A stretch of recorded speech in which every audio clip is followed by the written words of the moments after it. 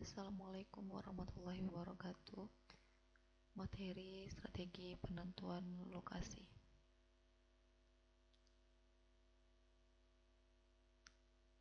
Untuk menciptakan keunggulan bersaing merupakan salah satu strategi perusahaan untuk membentuk laba dan memberikan kepuasan kepada pelanggan. Keunggulan bersaing dapat diciptakan dengan salah satu jalan, yaitu penentuan lokasi yang strategis yang dapat membentuk pelayanan efisien dan cepat bagi pelanggan, maupun untuk mendapatkan pelayanan dari supplier yang efisien dan cepat. Untuk membantu perusahaan berproduksi secara efektif dan efisien, serta memaksimalkan keuntungan dari lokasi bagi perusahaan. Ada beberapa pilihan yang ada dalam lokasi. Yang pertama, tidak pindah tapi memperluas fasilitas yang ada, mempertahankan lokasi sekarang dan menambah fasilitas lain, menutup fasilitas yang ada dan pindah lokasi lain. Ada beberapa manfaat untuk menentukan lokasi. Yang pertama, perusahaan akan dapat melayani konsumen dengan memuaskan. Perusahaan akan dapat memperoleh suplai bahan baku yang cukup dan berkelanjutan dengan harga yang layak. Perusahaan akan memperoleh suplai dengan tenaga kerja yang cukup, memungkinkan dilakukannya perluasan fasilitas di kemudian hari. Strategi lokasi dan biaya. Karena lokasi adalah merupakan pendorong biaya dan pendapatan, maka lokasi seringkali memiliki kekuasaan untuk membuat atau mematahkan strategi bisnis perusahaan. Dasar pemikiran mendirikan perusahaan adalah untuk memperoleh keuntungan untuk kelestarian hidup perusahaan dapat dipertahankan. Untuk itu, perusahaan memerlukan tempat untuk melaksanakan sistem operasional yang menunjang tujuan perusahaan. Penentuan lokasi akan mempengaruhi tingkat keuntungan yang dapat dicapai perusahaan. Komponen keuntungan terdiri dari biaya modal, biaya operasional, sumber-sumber pendanaan. Biaya modal yang dikeluarkan berjumlah sangat besar yang mencakup biaya konstruksi dan fasilitas operasional. Dan besarnya biaya modal ini akan sangat dipengaruhi oleh jarak dan harga yang berlaku pada lokasi tertentu yang dipilih. Nah, demikian juga biaya operasional yang mencakup upah atau gaji karyawan, biaya transportasi, bahan baku, dan biaya pemasaran per produk ke pasar. Bagi perusahaan jasa atau pelayanan, seperti bank, restoran, bioskop, dan sebagainya, hubungan lokasi dan penerimaan akan sangat dipengaruhi oleh jarak yang mudah dijangkau oleh semua golongan konsumen.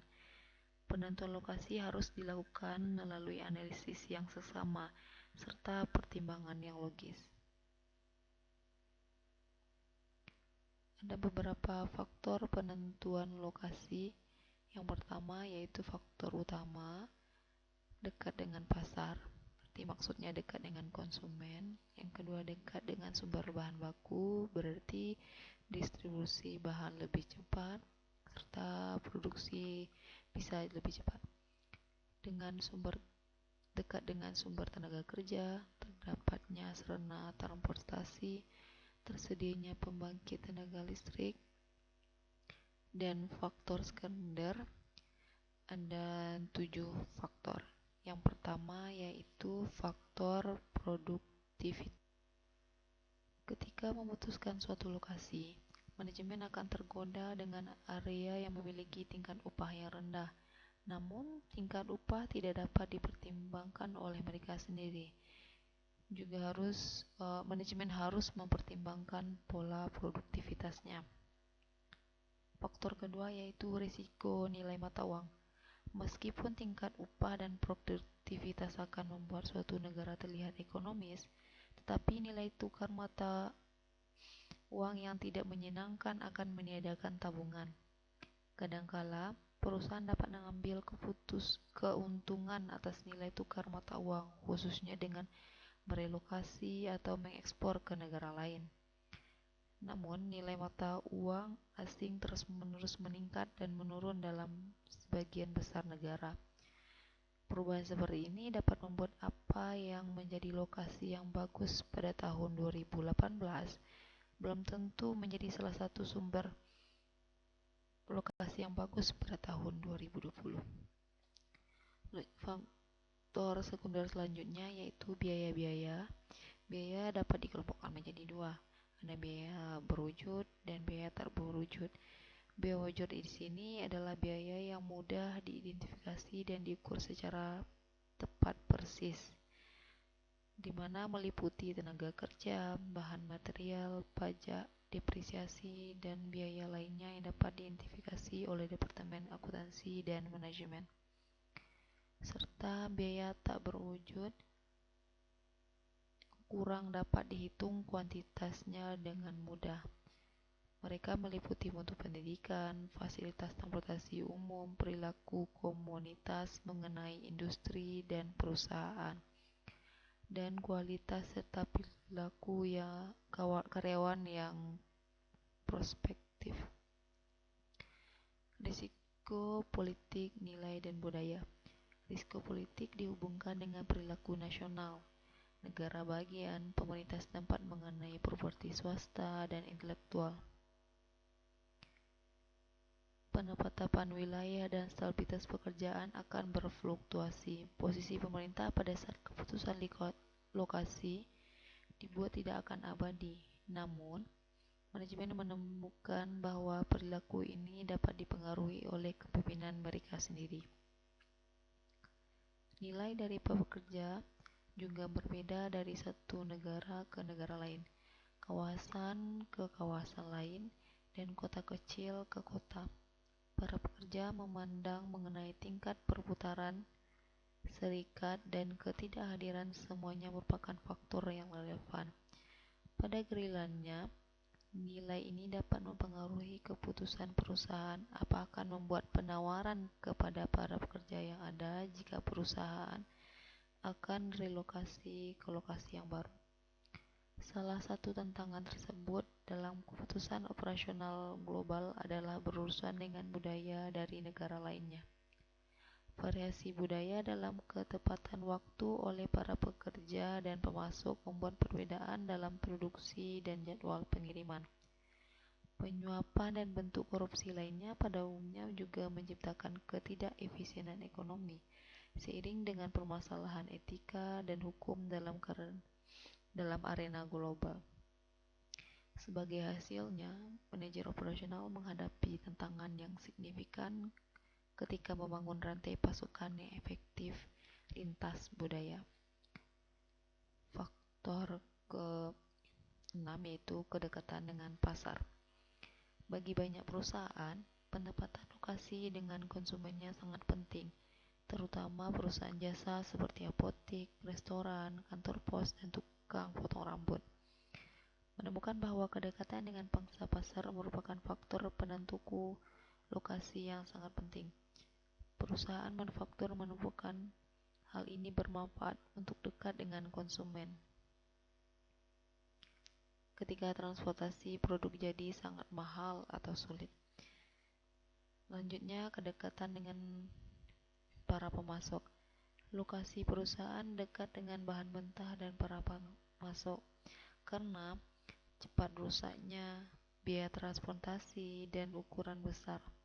Toko roti, pabrik susu, dan makanan laut beku berhadapan dengan bahan mentah yang cepat rusak, sehingga mereka seringkali bertempat dengan para pemasok. Perusahaan bergantung pada input bahan mentah yang besar.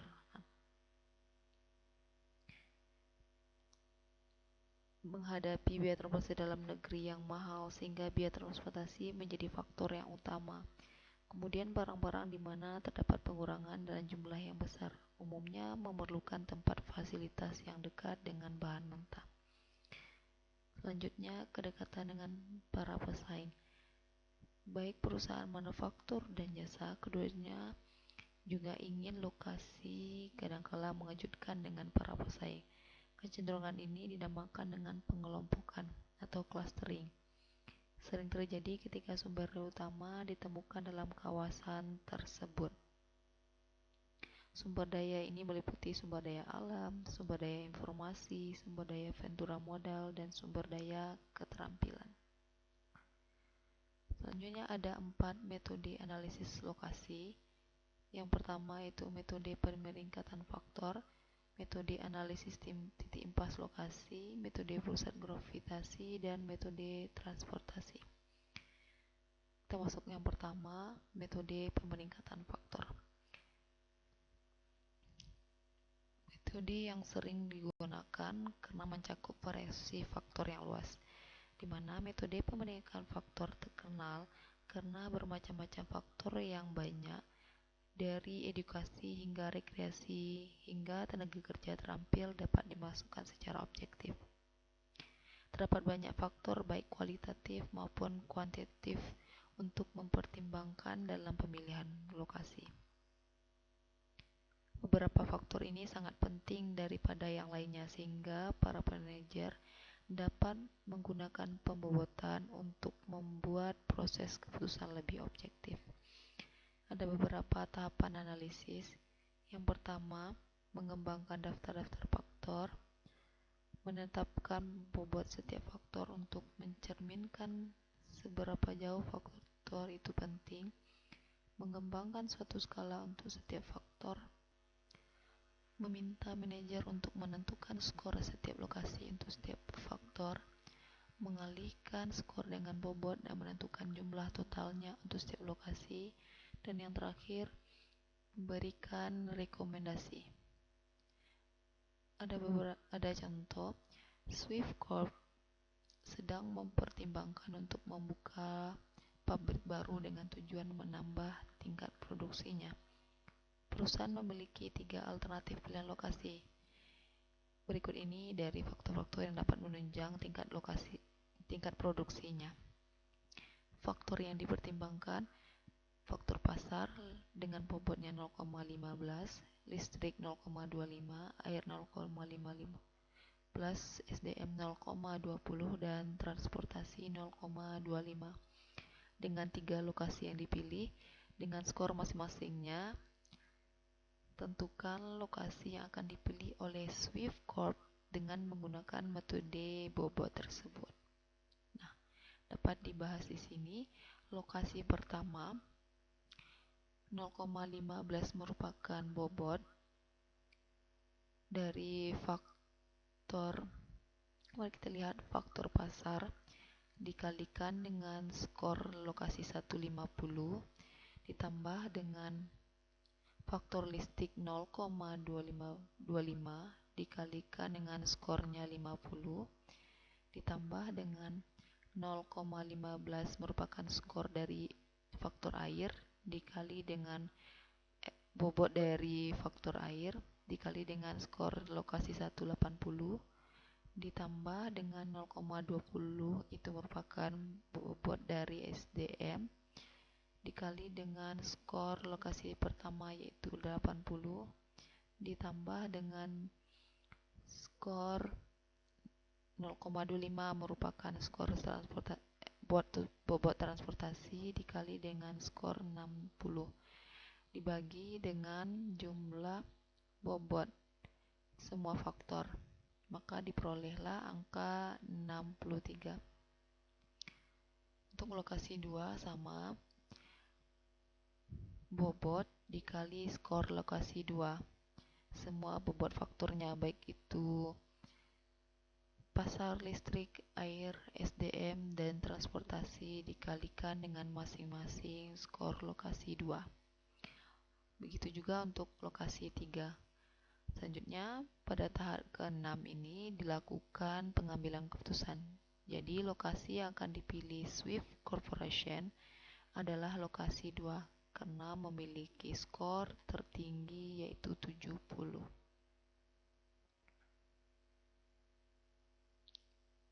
Untuk metode selanjutnya adalah analisis titik impas. Adalah teknik untuk membuat perbandingan ekonomi dari alternatif lokasi. di mana tujuan analisis ini adalah mencari lokasi dengan biaya terendah. Analisis titik impas dapat dilakukan dengan baik dengan pendekatan grafik ataupun matematik. Pendekatan grafik memiliki keuntungan untuk menyediakan kisaran volume atas masing-masing lokasi mana yang lebih disukai. Ada 3 langkah untuk melakukan analisis titik impas. Yang pertama, tentukan biaya tetap dan biaya variabel untuk setiap lokasi. Yang kedua, plot biaya untuk setiap lokasi dengan biaya pada garis vertikal dan volume produksi pada garis horizontal. Yang ketiga, pilih lokasi yang biaya totalnya paling rendah untuk setiap volume yang diinginkan. Nah, masuk ke contoh. Lokasi potensial A, B, dan C memiliki struktur biaya seperti terlihat dalam tabel berikutnya. Tentukan lokasi yang paling ekonomis untuk volume produksi sebesar 3.000 unit. Ini merupakan tabelnya di mana situs A dengan biaya tetap 20.000, B 40.000, C 80.000 dengan biaya variabel per unitnya 50, 30, dan 10. Perhitungan biaya total atau TC pada kapasitas 3.000 unit untuk masing-masing lokasi, di mana situs A biaya totalnya 20.000 ditambah 50 ini adalah biaya variabel per unit kali Q. Q ini adalah kapasitas, berarti biaya totalnya 20.000 ditambah 50 dikali 3.000, maka situs A biaya totalnya adalah 170.000. Begitu juga dengan situs B. Situs B biaya tetapnya 40.000 ditambah biaya variabel 30 dikali dengan kuantitasnya 3.000, maka diperoleh biaya total 130.000. Dan yang terakhir situs C biaya tetapnya 80.000 ditambah biaya variabel per unit 10 dikali kapasitas 3.000, maka diperoleh biaya total 110.000. Dengan demikian, lokasi yang dipilih adalah lokasi C karena biaya total untuk kapasitas 3.000 unit yang direncanakan paling rendah dibanding dengan lokasi lain. Jika harga per unit produk adalah 90, maka laba yang akan diharap bila lokasi dipilih situs C adalah sebesar untuk mencari laba TR dikurang TC. 90 dikali dengan kapasitasnya 3.000 dikurang TC-nya yang paling rendah adalah 110, maka akan diperoleh laba sebesar 160.000.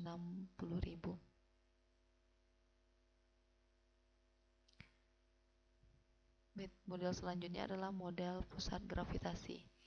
Metode Center of Gravity adalah metode yang digunakan untuk menentukan koordinat lokasi untuk membangun sebuah fasilitas yang akan dijadikan sebagai lokasi pusat distribusi. Model pusat gravitasi merupakan teknik matematika dalam menentukan lokasi pusat distribusi yang akan meminimumkan biaya distribusi, memperhitungkan lokasi pasar, volume barang, dan biaya pengangkutan. Di mana asumsi model pusat gravitasi adalah biaya secara langsung bersifat proporsional dengan jarak dan banyaknya barang yang diangkut. Lokasi idealnya adalah lokasi yang membuat jarak tertimbang antara gudang dan outlet pengecernya menjadi minimal. Nah, di sini ada rumus untuk model pusat gravitasi. Cx ini adalah koordinat X dari pusat gravitasi. Y ini adalah koordinat Y dari pusat gravitasi dengan rumus sigma dIx kali WI dibagi dengan sigma WI. Nah, dIx ini adalah koordinat X dari lokasi I, DIY ini adalah koordinat Y dari lokasi I, dan WI adalah volume barang yang dipindahkan dari I. Kita masuk saja langsung ke contoh. Pastry Enterprise ingin membuka kantor pusat yang berfungsi sebagai kantor pusat distribusi. Saat ini,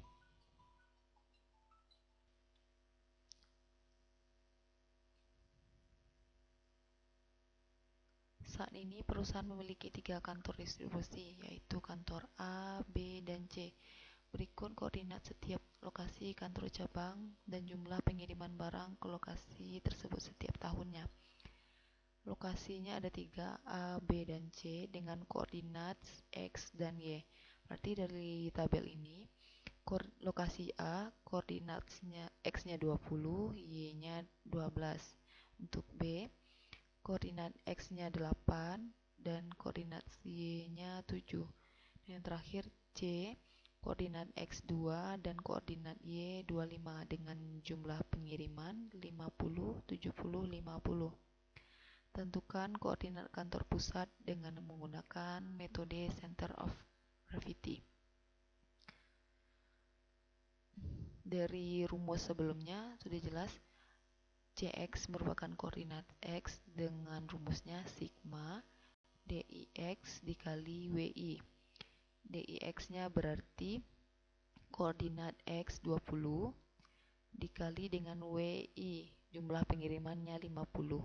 Ditambah dengan, ini untuk lokasi A. Berarti lokasi B, koordinat X-nya 8 dikali jumlah pengiriman 70. Dan yang terakhir ditambah dengan lokasi C, koordinat X2 dikali dengan jumlah pengiriman 50 dibagi dengan jumlah total pengiriman 50 tambah 70 tambah 50. Maka koordinat X-nya adalah 9,7647.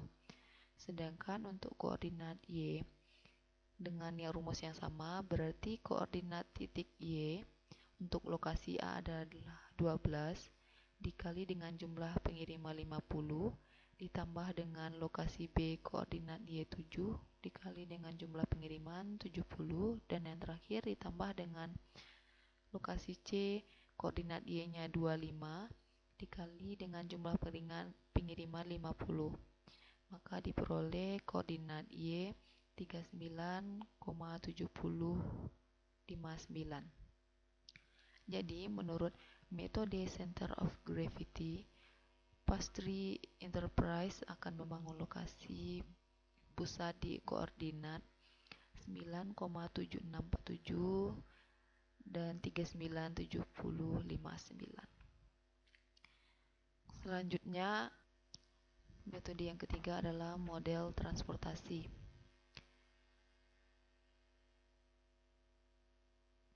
Yang tujuan model transportasi adalah membandingkan beberapa aspek biaya transportasi dari sumber bahan baku ke pusat produksi dan dari manufaktur ke pelanggan. Yang menjadi dasar pertimbangannya adalah lokasi strategis yang menciptakan biaya transportasi yang paling minimum. Berarti ini jelas tujuan transportasi ini adalah mencari biaya terendah, di mana lokasi misalnya pabrik dekat ke pasar atau distributor dekat ke pasar atau pelanggan. Ada 2 metode yang digunakan di sini. Pertama yaitu minimum cost dengan biaya terendah, dan kedua ada istilah Northwest Corner atau strategi barat daya laut. Nah, bisa saya langsung ke contoh. Di sini ada sistem distribusi suatu perusahaan mempunyai ketentuan-ketentuan sebagai berikut, di mana kapasitas pabrik A adalah 100 unit, B 150, C 300, dengan kebutuhan gudangnya untuk U 150 unit, V 200, dan W 200. Dengan biaya pengiriman per unit dari A ke gudang U Rp10, dari A ke gudang V Rp7, dari pabrik A ke gudang W Rp8, dari B ke gudang U Rp15, dari B ke gudang V Rp12, dari B ke gudang W Rp9, begitu juga dengan C. Dari data tersebut di atas, saudara diminta untuk menyelesaikan metode transportasi dengan dua cara tadi, minimum cost atau sudut barat laut. Nah, kita coba selesaikan yang pertama menggunakan metode minimum cost. Minimum cost di sini maksudnya mencari biaya terendah dari satu pabrik ke gudang. Maka bisa kita lihat dari pabrik A menuju masing-masing gudang dengan biaya terendahnya di sini adalah Rp7. Sedangkan si berada di gudang V. Gudang V membutuhkan 200 unit. Sedangkan si A mempunyai kapasitas pabriknya cuma 100 unit. Coba kita taruh dulu di sini langsung 100 unit. Berarti untuk dari pabrik A menuju V sudah memenuhi kapasitas pabriknya 100 unit. Tetapi gudang belum memenuhi karena kapasitas gudang memerlukan 200 unit. Berarti ini sudah selesai satu. Boleh kita lanjut dulu ke dari pabrik B menuju gudang yang U, V atau W. Si B memiliki kapasitas pabrik 150 unit. Di sini biaya terendahnya adalah Rp9. Dia mempunyai kapasitas 150 unit. Di biaya terendah ada gudang W dengan kapasitasnya 200. Berarti kita hanya bisa meletakkan 150 di sini dulu. 150. Berarti masih kurang untuk gudang 50 lagi, namun untuk pabrik sudah memenuhi 150 unitnya. Nanti kita lanjut ke C. Si C butuh 300, kapasitasnya 300, sedangkan untuk V masih kurang 100, W masih kurang 50, dan U 150. Sedangkan di sini cuma butuh 150. Berarti masih kurang 150 lagi. Kan di sini butuh 100 lagi untuk memenuhi 200 kebutuhan V, dan yang terakhir 50.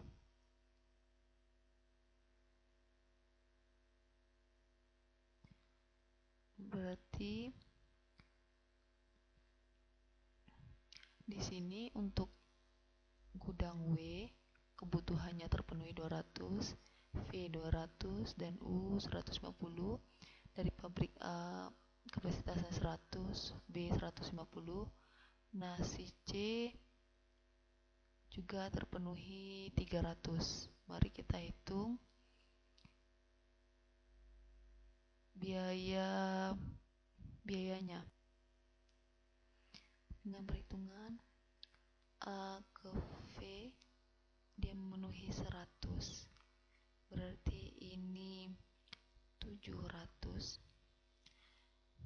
A ke enggak ada, berarti dari B ke W memenuhi 150 kali 9 tambah dengan dari pabrik C ke gudang U 7, dari C ke V itu 8 dikali 100,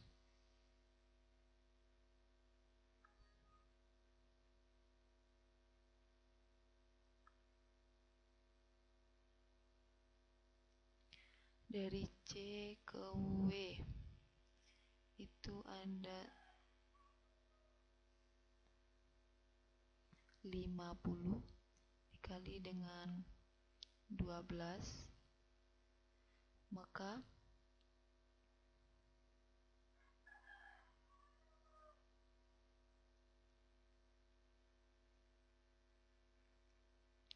maka diperolehlah biaya dengan model minimum cost 4.500. Nah, coba kita lanjut ke metode sudut barat laut. Nah, gimana dengan metode sudut barat laut ini? Berarti kita harus memenuhi kebutuhan yang sebelah kiri dahulu, baru pindah ke sebelah kanan.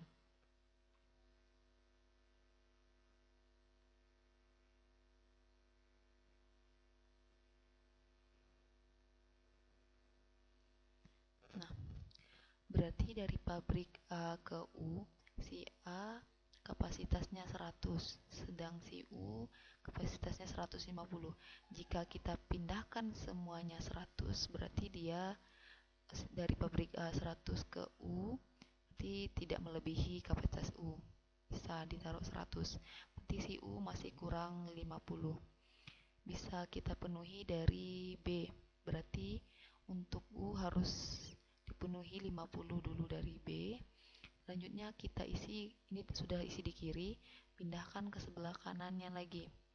Berarti masih kurang, si B-nya mempunyai kapasitas 150.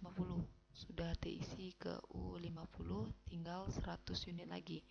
Maka diisi untuk V 100 unit. Maka kapasitas pabrik B sudah terpenuhi semua 150. Namun untuk kapasitas gudang U, kebutuhan gudang U masih kurang 100 unit lagi. Maka bisa dipenuhi dari pabrik C. Diambil sebelah kirinya. Kenapa diambil dari gudang? Kenapa diisi di gudang V lagi? Karena untuk gudang U sudah terpenuhi semua, maka biar paling kiri, berarti V bisa kita isi 100. Maka untuk kapasitas kebutuhan gudang V sudah terpenuhi 200, namun pabrik C kapasitasnya 300, masih kurang 200 lagi. Sedangkan si B juga butuh 200 unit, bisa langsung diisi 200 unit.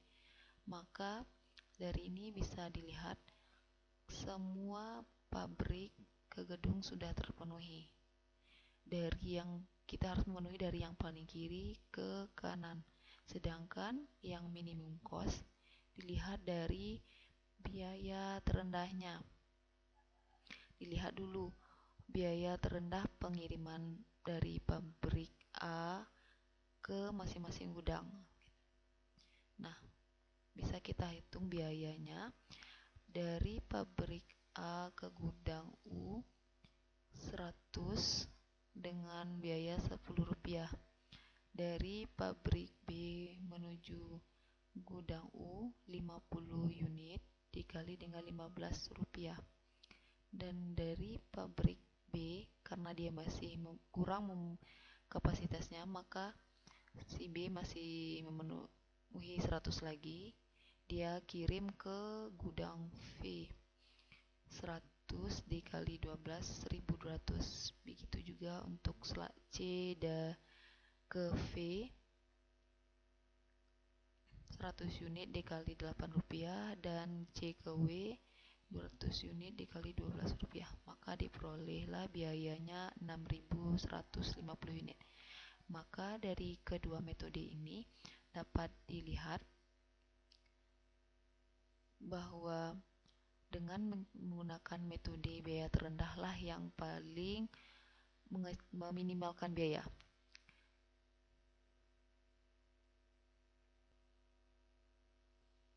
Demikianlah untuk materi kali ini, di mana kita sudah bahas strategi penentuan lokasi dengan menggunakan 4 model. Yang pertama yaitu pemeringkatan faktor, analisis titik impas, metode pusat gravitasi, dan yang terakhir yang tadi metode transportasi dengan dua model, minimum cost dan northwest corner. Terima kasih. Assalamualaikum warahmatullahi wabarakatuh.